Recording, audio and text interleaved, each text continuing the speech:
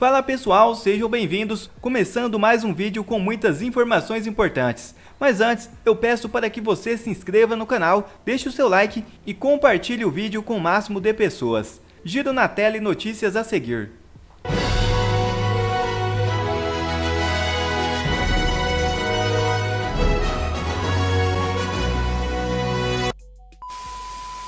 Busca e apreensão contra o deputado Carlos Jordi é perseguição para derrubar a direita em ano eleitoral.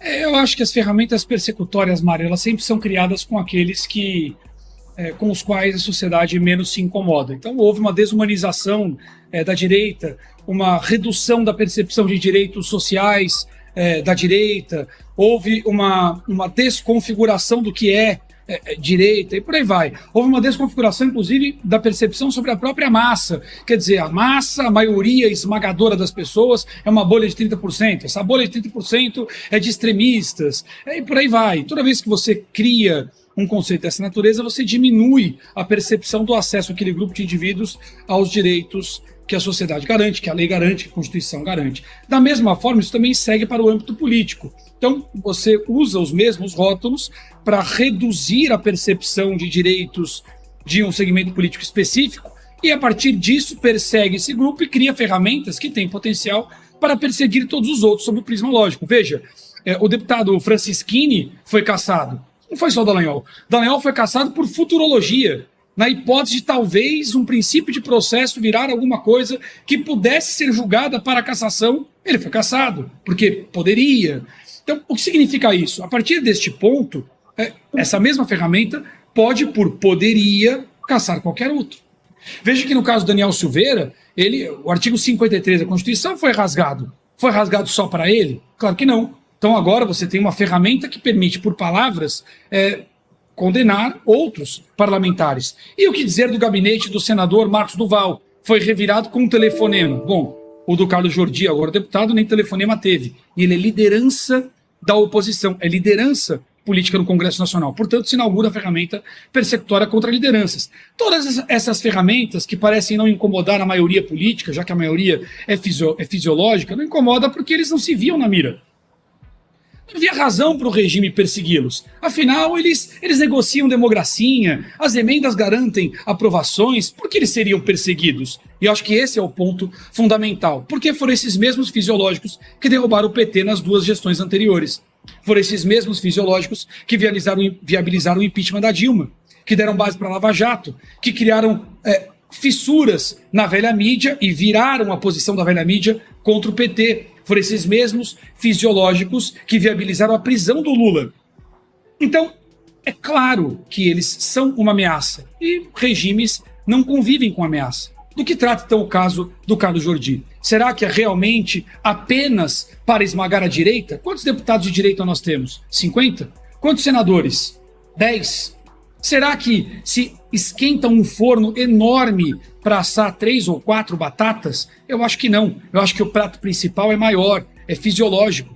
Isso começa a dar sinais. Tem investigações em Alagoas, não tem direito em Alagoas. Tem investigações no PSB do Rio de Janeiro. O PSB está muito longe de ser direita. O caso do Temer foi reavivado, foi retirado da gaveta e por aí vai. Então, com a perseguição jurídica, eles já têm ferramentas para lideranças e sem elas, como articular impeachments ou qualquer que seja a movimentação. Eu acho que nós vimos inaugurar mais uma ferramenta persecutória em um projeto que vai muito além de esmagar a direita. Não se trata de uma disputa ideológica, se trata da perpetuação do poder. E para isso, o próximo alvo são os fisiológicos. As mesmas emendas que os tornaram maleáveis podem ser a sua ruína. E aí, meu amigo, não fica com um centavo e recebe as mesmas ferramentas que até agora eles validaram. Afinal, para o PT, a coisa pública é coisa própria. E se a justiça recuperar os eventuais malfeitos ou não, quem sabe por futurologia, dos homens brancos do agro que não representam o povo, como Lula categorizou o Congresso Nacional, quem irá reclamar? Oposição no Senado quer Moraes fora da relatoria das ações do 8/1. Parlamentares defendem a suspeição do ministro do STF por ele se autodeclarar vítima no caso. 8 líderes da oposição no Senado divulgaram uma nota pública defendendo a suspeição do ministro do Supremo Tribunal Federal, Alexandre de Moraes, na relatoria das ações sobre os atos de 8 de janeiro. Na nota, os senadores defendem que a atuação do ministro é questionável e o acusam de não ter imparcialidade para julgar os casos. A postura republicana esperada seria o próprio ministro tomar a iniciativa de se declarar suspeito para julgar os atos de 8 de janeiro, com a grandeza de quem de fato busca a pacificação do país e está disposto a virar essa lamentável página da história brasileira, cumprindo a lei e agindo na defesa da Constituição. A nota foi assinada pelos senadores Rogério Marinho, Ciro Nogueira, Flávio Bolsonaro, Carlos Portinho, Tereza Cristina, Messias de Jesus, Isalci Lucas e Eduardo Girão. O posicionamento do grupo é motivado pela operação deflagrada pela Polícia Federal na manhã desta quinta-feira, cumprindo o mandato de busca e apreensão no gabinete e na casa do deputado federal Carlos Jordi. E outra notícia já na tela. Perita se manifesta sobre vídeo de padre Júlio Lancelotti e choca a web. É isso mesmo. Um trabalho minucioso e bastante sério foi efetuado para atestar a veracidade ou não no vídeo onde o padre Júlio Lancelotti aparece se para um menor de idade. E a constatação da perícia é de que o vídeo é verdadeiro. A própria perita Jaqueline Titotti explica tudo o que foi realizado e a conclusão obtida. Eu me chamo Jaqueline Titotti, sou perita em audiovisual e meu escritório teve a solicitação do vereador Rubens Nunes a fim de verificar a veracidade do vídeo do padre Lancelotti. Então, foi feito o parecer técnico, que será esmiuçado a seguir. Vários frames, o vídeo foi dividido em todos os frames existentes para demonstrar se havia ou não alteração, utilização de deepfake, entre outras inteligências artificiais. O arquivo e o vídeo foram examinados, então o vídeo foi dividido em cada quadro que constitui o vídeo. Foram mais de 2.000 quadros, todos esses 2.000 quadros foram examinados e estão no parecer técnico pericial. No parecer técnico foi feita a análise prosopográfica a fim de identificar o sujeito que aparece no vídeo e os objetos que aparecem no vídeo, conforme serão demonstrados a seguir. À esquerda, as imagens padrões e à direita, a questionada, demonstrando aqui ter o mesmo vinco na orelha.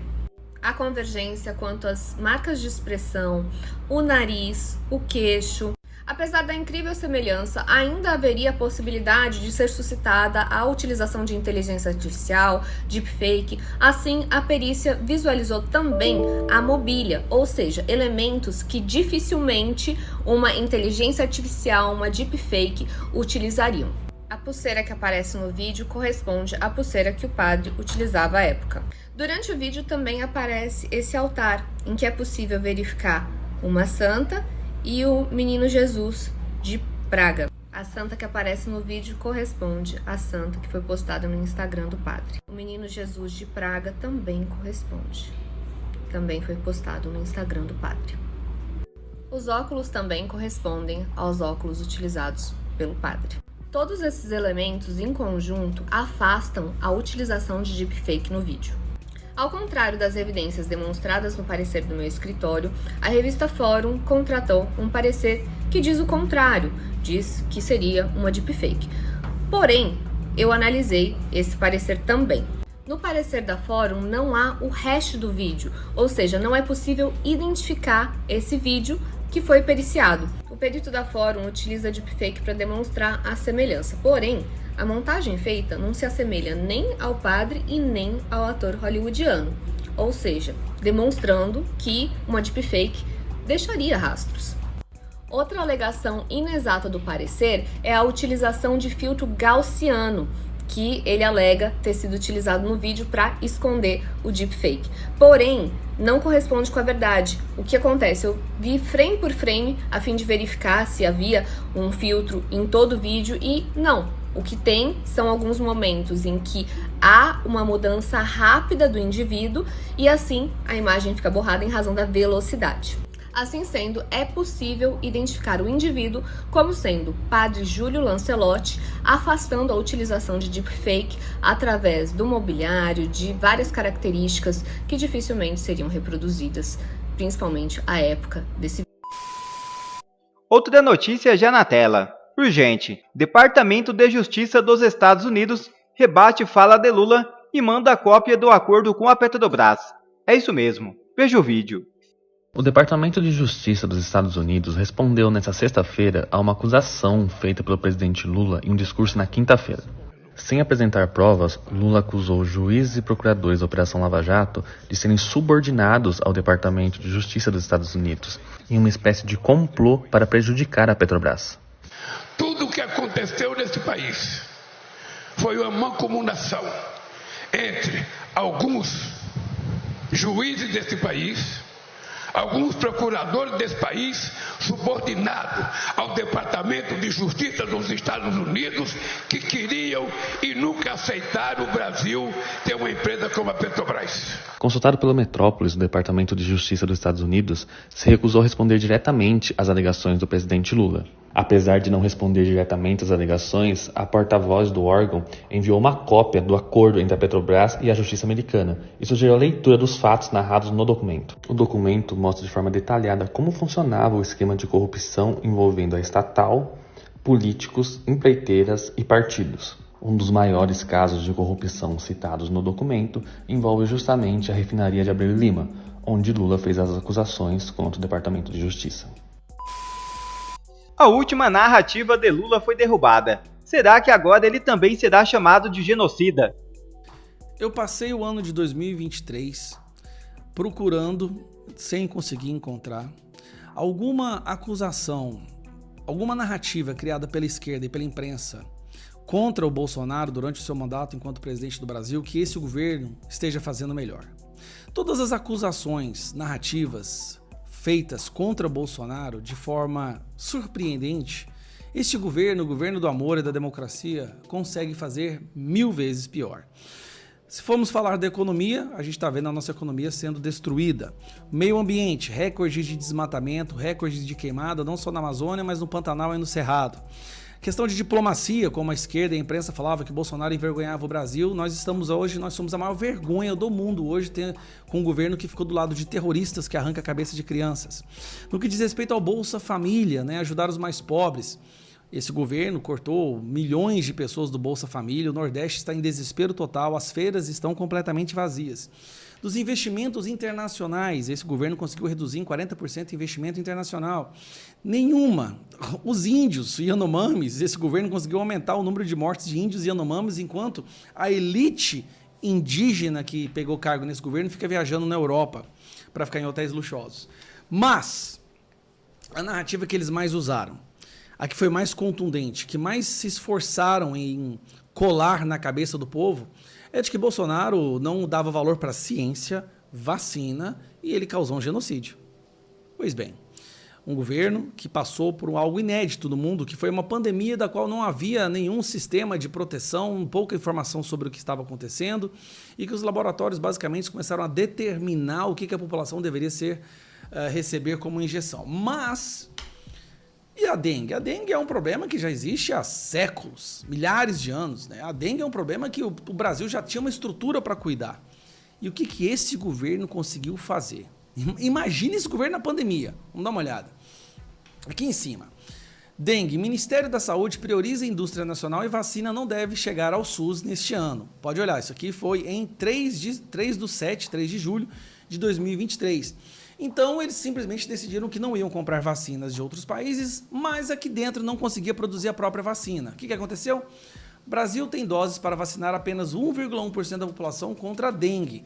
Isso aqui foi no dia 17 de janeiro. Olha, então aqui no dia 17 de janeiro, nós tínhamos apenas 1% de vacinas para a população.